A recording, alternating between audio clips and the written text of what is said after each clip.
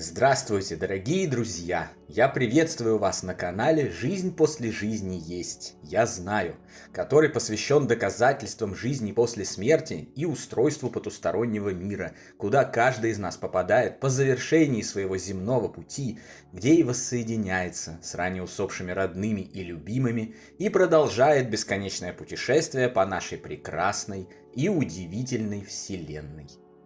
Ваши вопросы вы можете задать мне после лекции в нашей приватной группе в Телеграме. Ссылка в описании, а пока начнем. И сегодня мы разберем удивительное явление, о котором все говорят, но мало кто может в него поверить и, главное, понять его суть.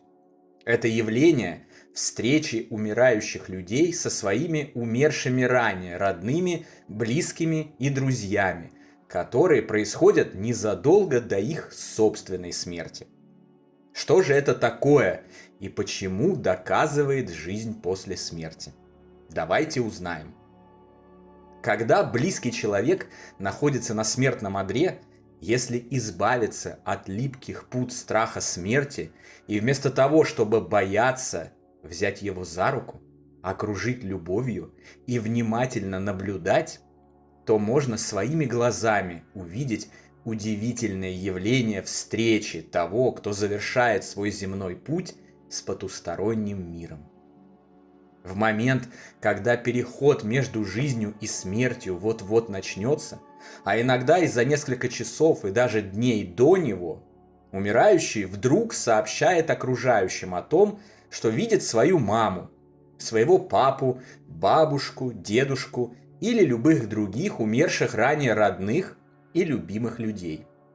Зачастую это люди, которые умерли много лет назад и о которых все уже успели давным-давно позабыть. Умирающий может начать разговаривать с ними, обращаясь куда-то в район потолка или пустого места. На его лице появляется улыбка, спокойствие, безмятежность и радость. Некоторые даже в буквальном смысле слова начинают светиться, как будто они и не умирают вовсе, а только начинают жить. Кто-то говорит своим живущим близким: «Все в порядке, за мной уже пришли, я скоро уйду». Кто-то просто восклицает «мама» и спокойно отходит. Кто-то описывает появление в комнате неких порталов и туннелей, откуда и появляются пришедшие. За этими порталами они видят невероятные по красоте пейзажи, зеленые луга и долины. А кто-то успевает пообщаться с невидимыми друзьями несколько дней, вводя в состояние паники и ужаса живущих, наблюдающих этот прекрасный на самом деле процесс. Живущие, конечно, не верят, убеждают себя в том, что этот человек на грани смерти впал в маразм, видит галлюцинации и описывает то, чего нет. Его мозг якобы отказывает и становится причиной такого бреда. Однако это очередное заблуждение, благодаря которому человечество до сих пор не может обрести спокойствие, бесстрашие и всеобщую справедливость. Умирающие люди действительно видят духов, которые приходят их встречать на пороге следующего мира. И это так же несомненно, как и то, что наше с вами Солнце восходит каждый день на востоке и заходит на западе, кто бы что там ни говорил и как бы что ни отрицал. Но как такое возможно? И почему же мы тогда не видим духовный мир на протяжении жизни? Все по порядку. Механика этого невероятного на первый взгляд феномена очень проста. Если изучить качественный массив информации о жизни после смерти и устройстве потустороннего мира, ссылками на который мы поделились с вами в любой нашей книге цикла «Жизнь после жизни есть, я знаю» и в нашем одноименном телеграм-канале, то она становится предельно понятна, как понятно становится и то, что бояться, становясь свидетелем чего-то подобного, совершенно нечего. Дело в том, что осуществляя переход из одной формы бытия в другую, коей на Земле называют смертью, как вы уже успели узнать ранее, мы покидаем наше биологическое тело, благодаря чему оказываемся в духовной области Вселенной, стереотипно именуемой «тот свет». Однако процесс этот не одномоментный. Разъединение воплощенного духа с телом занимает определенное время, разное для разных людей. У кого-то это происходит за минуту, у кого-то за несколько дней. Именно поэтому, кстати, в незапамятные времена и родился обычай хоронить или кремировать людей не ранее 3 дней после смерти.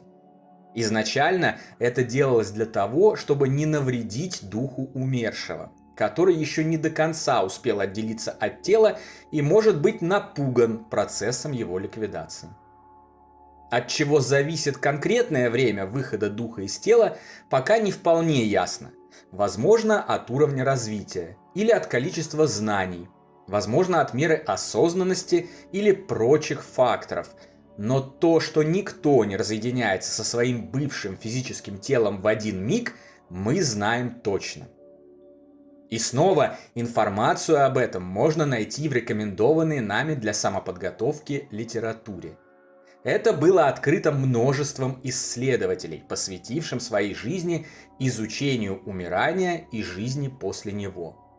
Но, пожалуй, лучше всего это было доказано в экспериментах доктора Константина Короткова, который изучал электрическую активность в телах погибших людей и пришел к однозначным выводам. Энергоинформационная структура, которую люди называют душой, существует и покидает тело в момент его смерти, но делает это не сразу, а за некоторое время. Так вот, именно потому, что разъединение не происходит в один момент, на некоторое время человек и получает возможность обозревать сразу 2 мира – земной и духовный. Он видит как привычную ему комнату, в которой лежит в постели, так и то, что происходит по ту сторону.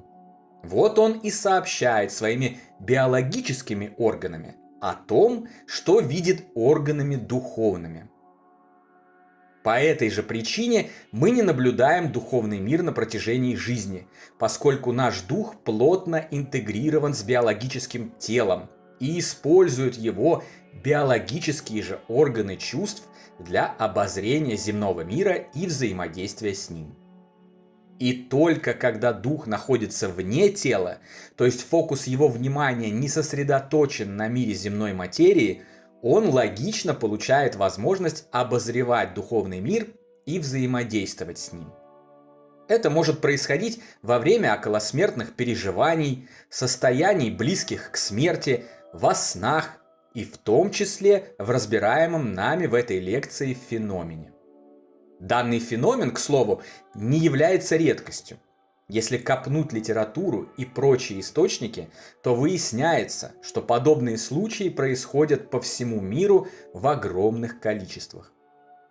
Каждый день и даже каждую минуту в мире кто-нибудь, умирая, нет-нет, да обязательно сообщит о том, что за ним пришли, если только у него есть такая возможность и если в этот момент его кто-нибудь слушает. Вот почему очень важно слушать и слышать не только живых, но и умирающих, а не стараться эгоистично запихнуть их куда-нибудь подальше от себя, чтобы не испытывать страхов и чувства вины. Особенно часто о встречах умирающих с их ранее усопшими родными сообщает персонал больниц и хосписов. Как правило, это среднее звено – медсестры и медбратья. Врачи, опасаясь за свои карьеры и зарплаты, предпочитают молчать или убеждать всех в том, что это всего лишь пресловутые галлюцинации, которыми ныне вообще в принципе принято объяснять все непознанное. Но сестрам особо бояться нечего, и поэтому они легко рассказывают о невероятных паранормальных проявлениях, которые постоянно наблюдают своими глазами, ухаживая за умирающими больными. Об этом же вам расскажут и самые обычные люди, становившиеся непосредственными свидетелями умирания своих родных и любимых, если вы расположите их к себе И они поймут, что, рассказав вам об этом, не станут объектом для насмешек, травли и отправления к психиатру за таблетками. Все таковые рассказы настолько совпадают между собой и настолько похожи они друг на друга, что не остается никаких сомнений в том, что они описывают реальные явления, а не галлюцинации и выдумки. Благодаря этому явление встреч умирающих с духами своих родных и любимых людей становится одним из самых крепчайших доказательств существования жизни после смерти и потустороннего мира, в котором эта жизнь продолжается после завершения нашего земного пути. Исходя из сказанного, очевидно, что встречи после смерти являются обязательной частью программы перехода между мирами. Поэтому можете не волноваться, дорогие друзья. Как встретили и тех, кто уже ушел до нас, так и нас самих в момент нашего перехода обязательно встретят, окружат заботой, любовью, теплом и сопроводят далее в нашем увлекательном посмертном путешествии. А значит, еще раз напомню, нет ничего, чего вам стоило бы бояться. Живите на полную, не отказывайте себе в реализации ваших истинных целей и задач. Любите жизнь, себя и других людей. Будьте добрыми, счастливыми, веселыми, деятельными до самого последнего своего дня на планете Земля, и все обязательно будет хорошо. Ну а на сегодня это все, дорогие друзья. Если вам нравится наша работа, пожалуйста, поддержите нас донатом по ссылкам в описании видео. Благодаря вашей поддержке мы издаем наши книги, а распространяемые нами знания остаются бесплатными для всех. Большое вам спасибо. Дополнительную интересную и полезную информацию за пределами лекций, ответы на ваши вопросы о жизни после смерти и наш приватный чат, в котором я бываю регулярно, вы найдете в нашем телеграм-канале. Ссылка на него, как всегда, в описании видео и на экране. Добро пожаловать! Встречаемся на следующей лекции здесь же, на нашем канале. А пока всего вам самого лучшего, волшебного и замечательного.